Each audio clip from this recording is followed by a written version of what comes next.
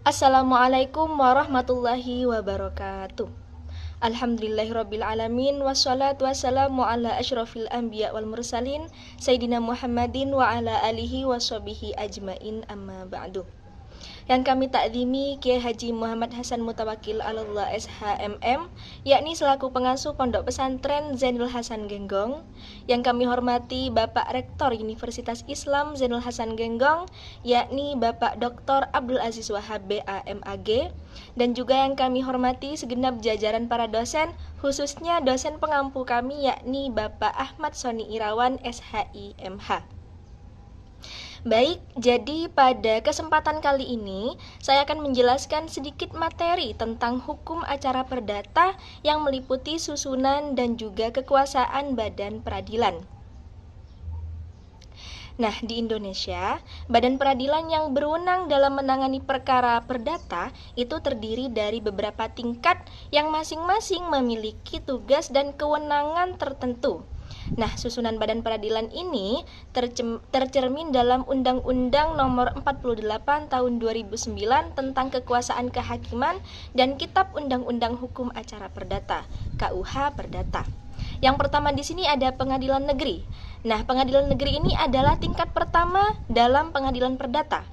Pengadilan negeri ini memiliki kewenangan untuk menyelesaikan sengketa perdata yang bernilai di bawah batas yang ditetapkan oleh undang-undang, seperti sengketa kontrak, perjanjian, utang piutang, dan masalah keluarga.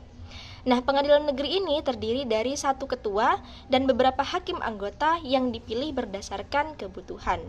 Kemudian yang kedua ada pengadilan tinggi.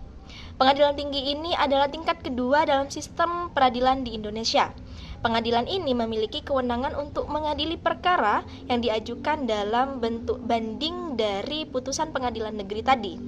Nah, pengadilan tinggi ini terdiri dari beberapa hakim yang dipimpin oleh seorang ketua pengadilan tinggi.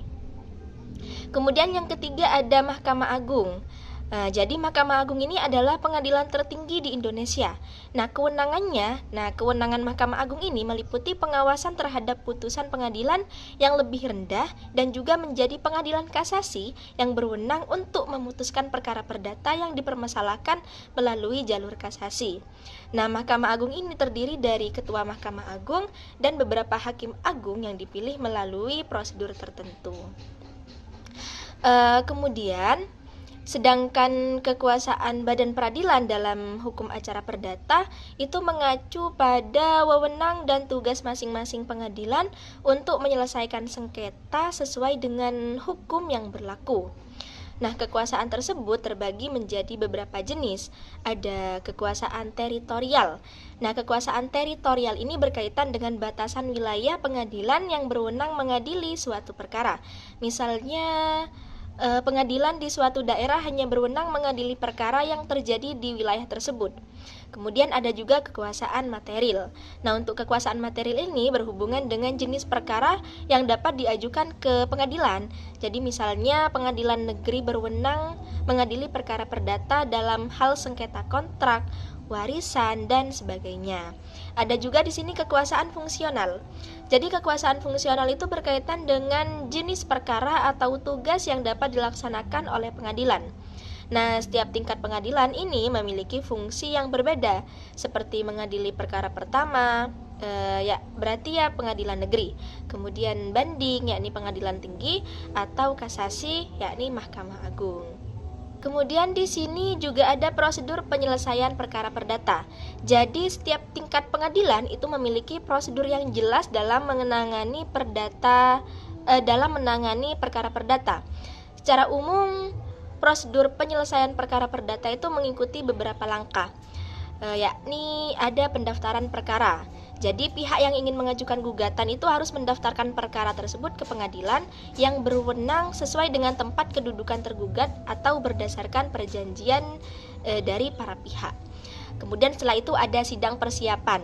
Nah, pada tahap ini pengadilan akan memeriksa kelengkapan administrasi perkara, seperti dokumen dan bukti yang diajukan oleh pihak penggugat dan juga tergugat.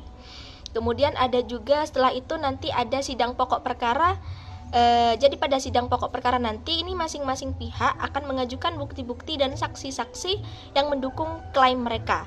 Jadi pengadilan akan mendengarkan argumen dari kedua belah pihak dan kemudian memberikan keputusan. Nah, setelah itu ada yang namanya putusan. Nah, setelah mendengarkan semua pihak, nanti pengadilan akan memberikan putusan. Nah, putusan ini dapat berupa kemenangan bagi salah satu pihak atau penyelesaian lain yang dianggap adil. Kemudian setelah itu ada juga yang namanya upaya hukum. Nah, jika salah satu pihak tidak puas dengan putusan, mereka itu dapat mengajukan upaya hukum banding ke pengadilan tinggi atau kasasi ke Mahkamah Agung. Jadi kesimpulannya adalah susunan dan kekuasaan badan peradilan dalam hukum acara perdata di Indonesia ini mencerminkan sistem pengadilan yang memiliki struktur yang jelas, mulai dari pengadilan negeri hingga ke Mahkamah Agung. Nah, setiap tingkat pengadilan ini memiliki tugas dan kewenangan yang berbeda dalam menangani sengketa perdata. Dengan memahami susunan dan kekuasaan ini, diharapkan kita semua, masyarakat, dapat lebih memahami cara penyelesaian sengketa yang adil dan sesuai dengan hukum yang berlaku. Nah, penyelesaian perkara perdata ini tidak hanya memerlukan keterampilan hukum, tetapi juga integritas dan independensi dari setiap lembaga peradilan untuk menciptakan keadilan yang sejati. Jadi mungkin cukup sekian sedikit penjelasan dari kami. Kurang lebihnya mohon maaf. Wallahu a'lam bishawab. Wassalamualaikum warahmatullahi wabarakatuh.